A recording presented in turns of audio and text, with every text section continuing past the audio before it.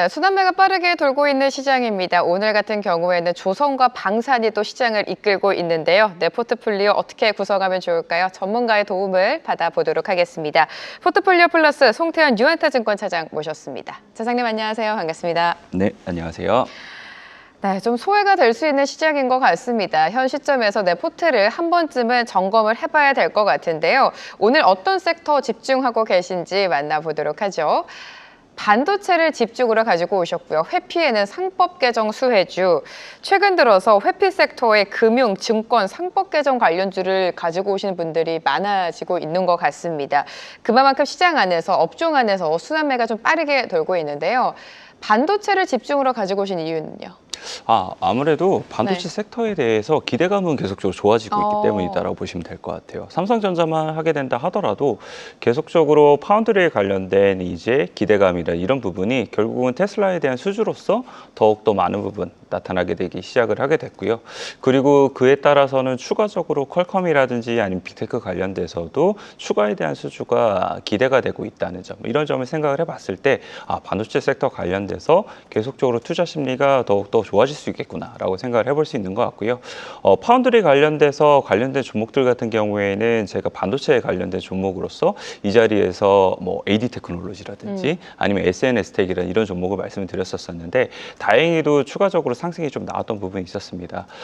그럼에도 불구하고 계속적으로 이러한 이제 파운드리에 관련된 이 종목들은 관심을 계속적으로 가져야 된다라고 생각을 하고 있고요. 그 외에도 오늘 조금 더 주목을 해봐야 될 점은 결국은 마이크로소프트랑 메타가 실적 발표를 하게 되면서 이 자본 지출에 대한 부분을 더욱더 많이 늘렸거든요. 그렇게 되면서 SK 하이닉스에 관련돼서 HBM이 다시 한 번 더 주목도가 조금 더 올라갈 수 있는 구간이 진입을 하다 보니까 오늘 전략적으로 삼성전자와 이 SK 하이닉스의 롱숏이 바뀌는지 아닌지 이 부분 한번 체크할 필요가 있다라고 말씀을 드리고 싶고, 반도체 소부장 안에서도 계속적으로 더욱더 다른 종목군들을 찾아 나가는 이런 노력이 필요하다라고 말씀을 드리도록 하겠습니다.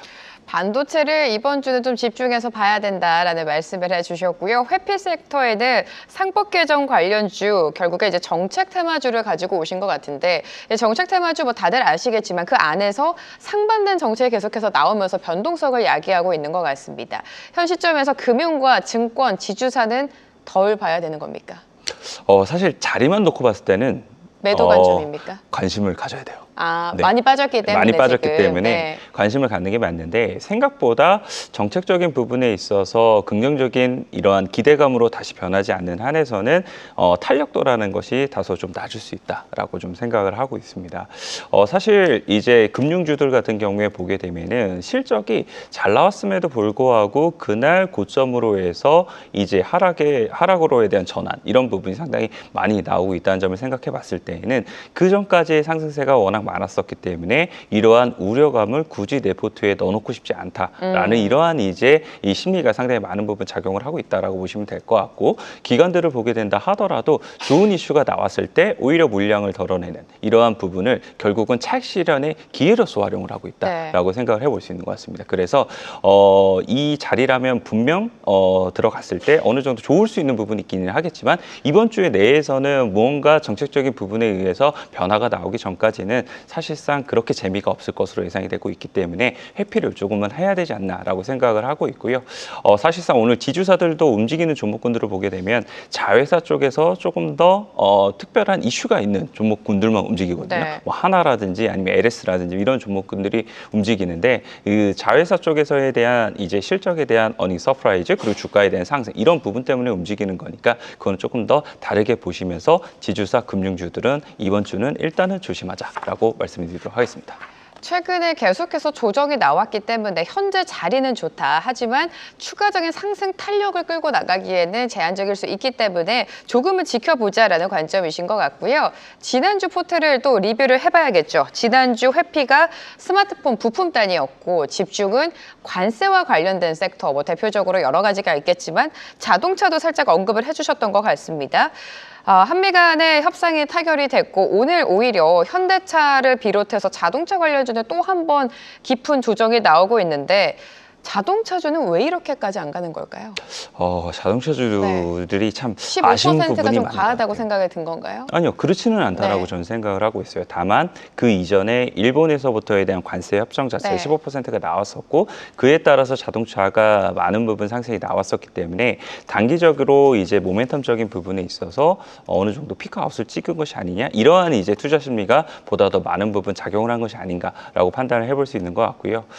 또 한 가지는 이제 이 관세라는 것이 어쨌거나 15%가 이제 작용을 받기 시작을 하게 되면은 그 이전에 이제 판매가 됐던 것 대비했을 때보다는 훨씬 더 안 좋은 부분이라든지 이런 부분이 이 판매적인 부분에서 생길 수도 있을 테니까 그런 거에 대한 불확실성 이런 부분이 어느 정도는 지금 주가에 녹아들어지고 있는 것이 아닌가라고 좀 판단을 하고 있습니다. 하지만 제 개인적인 생각에서 봤을 때에는 너무 과도한 부분에 있어서 세론으로서 작용을 하는 것이 아닌가라고 좀 판단을 하고 있고요. 어쨌거나 관련돼서 25%의 관세가 디포트 값으로서 사실상 많은 부분 작용을 했던 부분이 많았었는데 그것이 경감이 됐다면 현대차 같은 경우에도 충분히 그런 부분에 있어서 실적적으로 추정치가 변화가 될 수 있는 부분이 있지 않을까라고 생각을 하고 있습니다. 그래서 저는 이제 이러한 이제 하락이 나오게 된다 하더라도 어느 정도는 이제 분할 매수로서 접근을 조금 더 하시는 것이 맞지 않나라고 판단을 해볼 수 있는 것 같고요. 아직까지 이제 이 단기적으로 더 움직일 수 있을 만한 자동차 부품이나 이런 종목군들은 조금은 기다리시면서 더욱더 섹터에 대한 심리가 좋아졌을 때 접근하는 것이 보다 더 바람직해 보인다라고 말씀드리도록 하겠습니다. 네, 자동차 업체와 부품단은 아직까지는 좀 시간이 걸릴 것이다라고 말씀을 해주셨습니다. 오늘 가지고 오신 포트폴리오 비중도 중요하죠. 비중을 보도록 하겠습니다. 집중하는 반도체 섹터 비중을 35%, 바이오도 마찬가지입니다. 바이오도 35% 설정해 주셨고요. 이 밖에 자동차, 전력, 화장품을 각각 10%, 현금 비중은 20%로 설정해 주셨습니다. 사실 포트를 볼 때 오늘장만 두고 보더라도 조선과 방산이 너무나 잘 가기 때문에 이런 주도주가 내 포트 안에 없다는 게 슬프신 분들이 많으실 것 같아요. 오히려 차장님은 반도체랑 바이오에 집중하고 계시네요. 일단은 그 전부터에 대한 계속적으로 포트폴리오 구성을 쫓아오신 분들이라면 분명 반도체에서에 대한 수익이 어느 정도는 발생을 하셨을 거예요. 그렇죠. 그런 부분이 있었을 텐데 거기서에 대한 이제 수익을 어느 정도 다른 포트로서에 대한 부분으로 조금씩 비중에 대한 변화를 주기 시작을 해야 된다라고 말씀을 드릴 수 있을 것 같고 일단은 조선이라든지 아니면 방산 관련돼서는 단기적으로 주목을 할 만한 종목으로 마지막에 제시를 하나씩 종목들을 해드리고 있잖아요. 네. 그런 종목에서 지난주에 보게 되면은 LNG 관련돼서 성광매도를 말씀을 드렸었는데 그런 부분이 계속적으로 어느 정도는 해치가 될 수 있는 부분이 있지 않나라고 좀 판단을 하고 있습니다. 그리고 오늘 보게 되면은 화장품 관련된 종목군을 새롭게 이 섹터로서 진입을 하는 부분을 보였었는데 소비재 관련돼서도 다시 한 번 더 관세에 대한 부분에 우려감이 조금 더 약해지다 보니까 실적에 대한 모멘텀을 안고 갈 수 있을 만한 종목군들이 다시 한 번 더 바닥에서부터에 대한 반등이 이런 부분이 일어나고 있거든요. 그런 부분에서 생각을 해봤을 때에는 소비재 관련돼서도 내 포트에 없으신 분들이라면 지금은 좋은 타이밍이 될 수 있지 않을까 이렇게 생각을 하고 있습니다. 자, 그렇다면 각각의 탑픽도 만나봐야겠죠. 반도체 비중이 35%로 가장 크게 가지고 오셨는데 그 속에서 종목 선정 어떻게 하면 좋을까요, 사장님? 일단은 종목 제가 갖고 온 거는 오늘 하나비전 갖고 왔어요. 하나비전이요. 네. 하나비전 갖고 왔는데 사실 하나비전이 HBM 관련돼서 유일하게 이 다른 종목들 대비했을 때보다 주가의 흐름이 좀 달랐던 종목 중에 하나입니다. 그런데 오늘 실적 발표를 하게 되고 그 실적 자체가 나쁘지는 않았어요. 컨센서스에 부합 정도 되는 수준에서 실적 발표를 하게 됐는데 오늘 그 이후에 세론이 조금은 발생을 하고 있습니다. 하지만 그럼에도 불구하고 저는 이러한 이제 세론을 조금 더 장기적인 관점에서 생각을 해봤을 때에는 충분히 지금의 스토리 자체가 무너진 것이 아니기 때문에 더욱더 상승이 나올 수 있는 부분은 상당히 많지 않나라고 판단을 해볼 수 있어서 하나비전 우리가 관심을 가져야 된다라고 말씀드릴 수 있을 것 같고요. 실적 발표 내용을 보게 된다 하더라도 일단은 CCTV 분야에서 보게 되었을 때 올해 실적에 관련돼서 CCTV 부분이 계속적으로 캐시카우의 역할 혹은 조금의 더 성장성을 보여줄 걸로 예상이 되고 있습니다.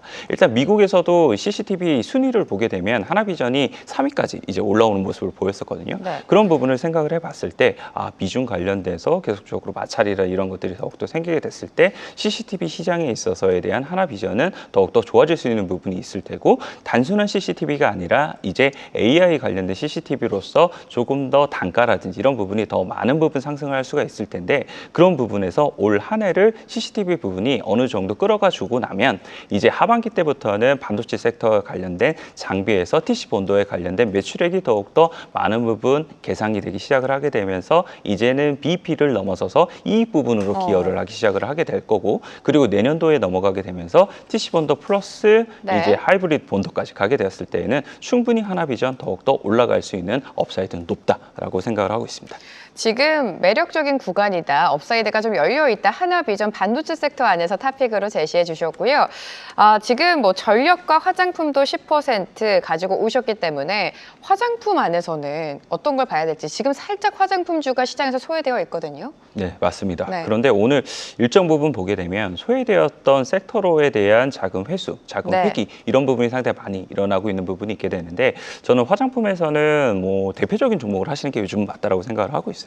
그래서 많은 분들께서 APR 말씀을 하시는데 APR에 조금 부담을 느끼신 분들이라면 실리콘2도 충분히 접근을 해볼 수 있지 않을까라고 판단을 하고 있습니다. 실리콘2 같은 경우에도 결국은 화장품들이 관세에 관련돼서 조금의 부담감을 느끼고 있던 네. 것이 사실이었었거든요. 그런데 관세 관련돼서 협정이 나오다 보니까 그 부분에서 우려감이 어느 정도는 이제 완화가 되었다라고 생각을 해볼 수 있는 것 같고요. 북미 시장에서에 대한 2분기 실적이 약간은 줄어들 것으로 예상이 되고 있었었는데 그게 관세에 대한 물류 비용이 증가하는 데 있어서 비용에 대한 분담을 어떻게 할 것인가 이거에 대한 고민이 많았었거든요. 그 부분이 관세 협정이 됐으니까 다시 한 번 더 타결이 되게 되면서 이 북미에 관련된 실적은 다시 한 번 더 증가가 될 가능성이 상당히 높다라고 보시면 될 것 같고 그 외에 유럽이라든지 아니면 아시아라든지 아니면 중동 쪽에서는 계속적으로 실적에 대한 성장이 가시화되고 있다는 점을 생각을 해봤을 때에는 결국은 실적에 대한 모멘텀이 다시 한 번 더 실리콘2에게 주가로서 작용할 가능성이 상당히 높다라고 생각을 해볼 수 있는 것 같습니다. 그래서 오늘 같은 경우에 4% 정도의 상승이 나오고 있기는 하지만 추가적인 상승을 기대하면서 우리가 포트에 꼭 편입을 해야 된다라고 말씀드리도록 하겠습니다. 네, 실리콘2 화장품주 섹터에서는 역시나 굵직한 대형주를 선택해 오셨고요.